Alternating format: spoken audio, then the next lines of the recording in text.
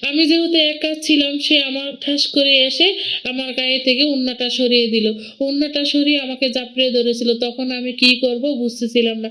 আমি তখন চিল্লাপাল্লা শুরু করে দিলাম। আমি যে স্যারের কাছে প্রাইভেট পড়তাম মাঝে মধ্যে খেয়াল করে দেখতাম সে আমার দিকে একদৃষ্টিতে তাকিয়েছে। মাঝে মধ্যে হাত ধরতো, মাঝে মধ্যে কপালে টোকা মারতো। কিন্তু এগুলাকে আমি কখনোই ওরকম গুরুত্ব দিতাম না। অনেকেই বলতো, "তোর সাথে এমন করে তুই কেন এগুলো নিয়ে বিচার দিস না?" আমার কাছে মনে হতো সে হয়তো মজা করে। কিন্তু কখনো এটা বুঝতাম না যে সে আমার দিকে খারাপ নজর দিছে। তাই আমি ক্লাস 9 এ পড়তাম। সামনেই যেহেতু এসএসসি পরীক্ষা ছিল, আমার মা আমাকে প্রতিটা সাবজেক্টই প্রাইভেট পড়াতো। ক্লাস শেষ করে প্রাইভেট পড়ে আমি বাসায় যেতে রাত ৯টা বেজে যাইত। এভাবেই চলতেছিল। আমরা একসাথে ৩ জন প্রাইভেট পড়তাম।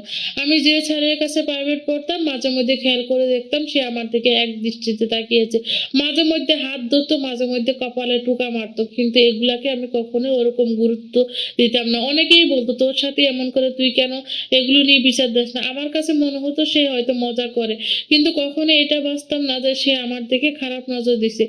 দিন যত যাচ্ছিল ততই আমার টিচারের খারাপ নজর যেন বেড়ে যাচ্ছিল।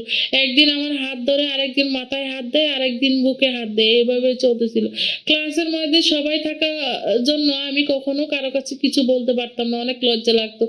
আমি সবসময় এটা চিন্তা করতাম, এগুলো যদি আমি ক্লাসের মধ্যে বলি তাহলে সবাই আমাকে নিয়ে ছি করবে। এভাবেই কেটে গেল ১ মাস। ১ মাস পরে দেখলাম দিন যত যাচ্ছিল তার নির্যাতন বেড়ে যাচ্ছিল। সে ক্লাস বা স্টুডেন্ট কোনো কিছুই মানতো না। সবার সামনেই আমার গায়ে হাত দিত বিভিন্ন এবং ঠাস থাপ্পড় মারতো। এগুলোকে আসলে মজা হিসাবে ১ম বার নিয়ে আমি যে ভুলটা করেছিলাম তখন আর এই ভুলটা করতে চাইলাম না। তখন আমি আমার মার সাথে কথা বললাম, আমার মাকে জানালাম। আমার মাকে জানানোর পর আমার মা যখন আমার টিচারের সাথে কথা বলল, তখন আমার টিচার আমার মাকে বলেছিল, "আপনার মেয়ে পড়তে চায় না, আপনার মেয়ে ফাঁকিবাজ। যাতে কোচিং না পড়তে হয় এজন্য আপনাকে বানিয়ে মিথ্যা কথা বলেছে।" আমি যখন উনার কাছে আমার মা প্রাইভেটে দেয় তখন আমি বলেছিলাম আমি উনার কাছে প্রাইভেট পড়ব না।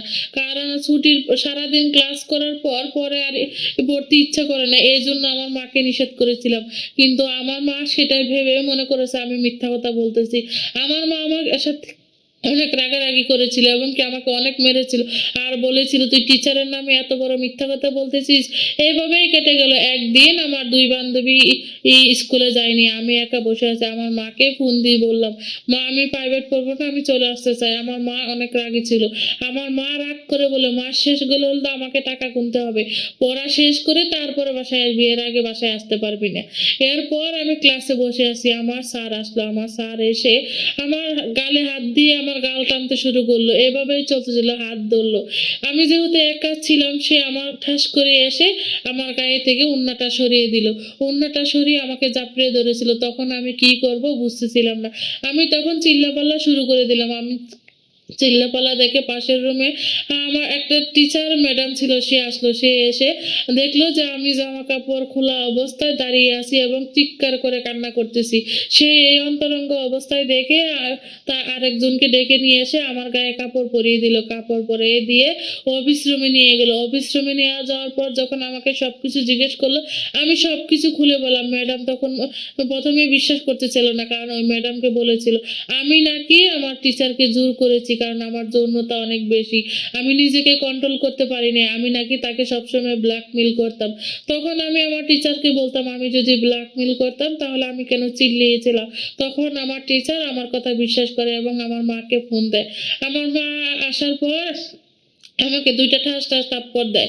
আর বলে, "এর আগেও তুই মিথ্যা কথা বলেছিলি। তুই চাস না কোচিং প্রাইভেট পড়তে যাতে রেজাল্ট খারাপ হয়। আমি তোকে জোর করে দিয়েছি বলে তুই টিচারের নামে এত বড় একটা মিথ্যা কথা বলবি?"